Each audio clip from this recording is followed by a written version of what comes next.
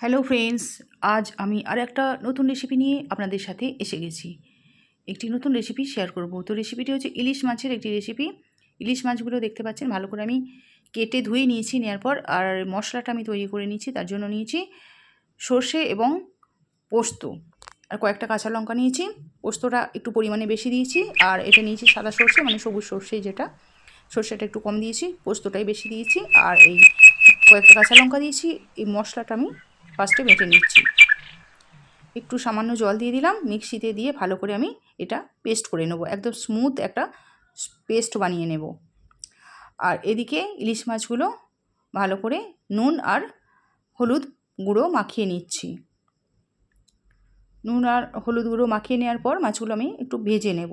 ইলিশ মাছ খুব বেশি ভাজতে হয় না, হালকা হালকা ভাজলেই কিন্তু হয়ে যায়। তো ভালো করে আমার নুন আর হলুদ মাখানো হয়ে গেছে ইলিশ মাছগুলো। ইলিশ মাছটা কিন্তু খুব একটা বড় ছিল না, সাইজে একটু ছোটোই ছিল। তারপর এদিকে গ্যাস উনানে আমি কড়া বসিয়ে দিয়েছি এবং এতে সর্ষের তেল দিয়ে দিলাম। আমি এই রান্নাটা কিন্তু সর্ষের তেলই করব। তেলটা বেশ ভালো করে গরম করে নিলাম। নেওয়ার পর আঁচটা আমি কমিয়ে দিলাম। আঁচটা কমিয়ে দেওয়ার পর একটা একটা করে মাছ আমি দিতে থাকলাম, তেলে দিতে থাকলাম আস্তে আস্তে করে। ইলিশ মাছ কিন্তু খুব বেশি ভাজতে টাইম না লাগে না। দেখতে পাচ্ছেন একটা সাইড আমার ভাজা হয়ে গেছে, উল্টে দিচ্ছি।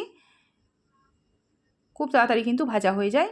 খুব বেশি কড়া করে ইলিশ মাছ ভাজা যায় না, কড়া করে ভাজলে কিন্তু টেস্ট হয় না। হালকা হালকা ভাজলেই কিন্তু খেতে খুব ভালো লাগে।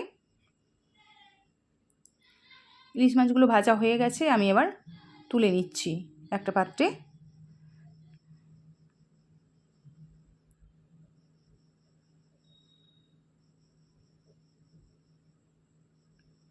সব কটা মাছ আমার ভাজা হয়ে গেছে, তুলে নিলাম। তারপর ওই তেলই আমি 5 ফোড়ন আর শুকনো লঙ্কা দিয়ে দিলাম। ফোড়নটা একটু ভালো করে গরম করে নিলাম। নেওয়ার পর আমি যে পেস্টটা করে রেখেছিলাম, সর্ষে পোস্তর যে পেস্টটা করে রেখেছিলাম, ওই পেস্টটা এবার দিয়ে দিলাম।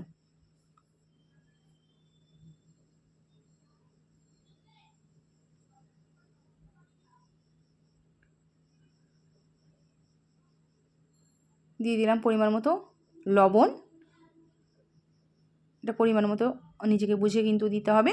আর একটু সামান্য চিনি দিয়েছি, এটা স্বাদটাকে ব্যালেন্স করার জন্য চিনিটা আমি দিয়েছি। আর দিয়ে দিলাম হলুদ গুঁড়ো। ব্যাস এইটুকু মশলাই কিন্তু লাগবে। ইলিশ মাছে কিন্তু বেশি মশলা কিন্তু লাগে না। আর দিয়ে দিলাম ঝালের জন্য 4টে কাঁচা লঙ্কা। একটু ভালো করে নেড়ে চেড়ে নিলাম।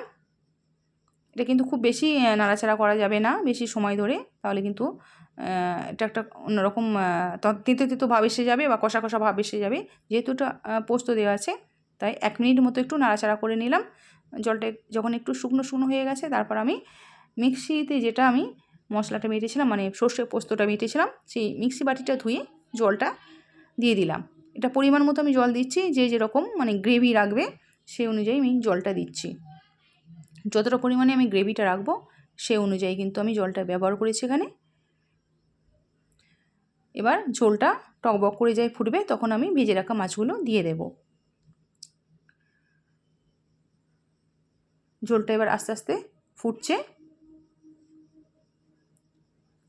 টকবক করে ঝোলটা ফুটে গেছে, ঝোল ফুটে গেছে। ঝোল ফুটে যাওয়ার পর এবার ভেজে রাখা ইলিশ মাছগুলো আমি একটা একটা করে দিয়ে দিলাম।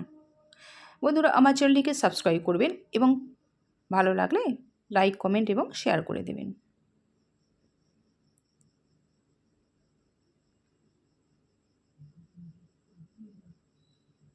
মাছগুলো দিয়ে আমি 3 থেকে 4 মিনিট ফুটিয়ে নেব।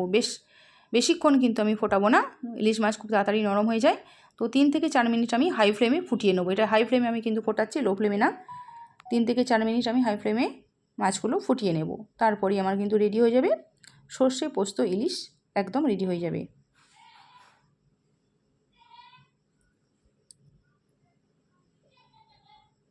দেখতে পাচ্ছেন টকবক করে ফুটছে। 3 থেকে 4 মিনিট আমি ফুটিয়ে নেব। আমার পুরো রান্নাটা কিন্তু হয়ে গেছে। একটা প্লেটে ঢেলে নিচ্ছি। দেখতে পাচ্ছেন কত সুন্দর এটা দেখতে হয়েছে। গরম ভাতের সাথে এই ইলিশ মাছ দুপুরের খাওয়াটা কিন্তু একদম জাস্ট ফাটাফাটি জমে যাবে। আজ আসি বন্ধুরা, সকলে ভালো থাকবেন, সুস্থ থাকবেন। আপনাদের সাথে দেখা হচ্ছে নতুন কোনো ভিডিওতে। আর আমার ভিডিওটিকে দেখার জন্য আপনাদেরকে অসংখ্য অসংখ্য ধন্যবাদ। সর্ষে পোস্ত ইলিশ আমার একদম রেডি হয়ে গেছে। এবার গরম গরম পরিবেশন করব।